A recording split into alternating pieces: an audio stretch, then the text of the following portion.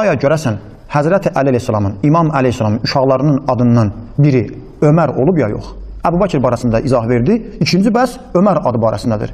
İmamın övladının adı Ömər olub ya yox? Əgər olubsa, bunun səbəbi nədir?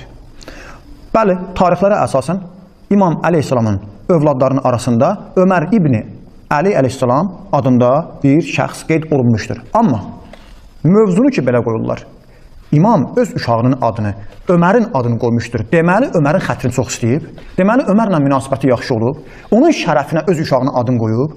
Əgər araları pis olsaydı, uşağının adını qoymazdı. İndi biz araşdıra görə bu ad qoyuluşunda imamın rolu olub ya yox? İmamın bu adı qoymaqda əli olub ya yox? Baxırıq tarixə. Əhl-i-Sünnə qardaşlarımızın mötəbər kitablarına əsasən tarix və ənsal, yəni nəsillər, tayfalar barəsində insanların şəcərəsi haqqında yazılan kitablara. O kitablardan əlimizə belə məlumat gəlir ki, Ömər adını uşağa Əli əleyhissalam özü yox, Ömər özü qoymuşdur. Ömərin belə bir siyasət olmuşdur. Özü bəzi uşaqların adını dəyişib, özü adını uşağa qoyurdu. Məcburi və bilə-bilə. Mümkündür Əli əleyhissalam öz uşaqlarının adını Əbu Bəkir, Ömər, Osman qoymaqla şiələr üçün bir qapı açdı ki, onları xilas eləmək üçün. Ki, sabah bir uşağına biri özünü qorumaq üçün Əbu Bəkir, Ömər qoyanda başqa şiə onu ittiham eləməsin.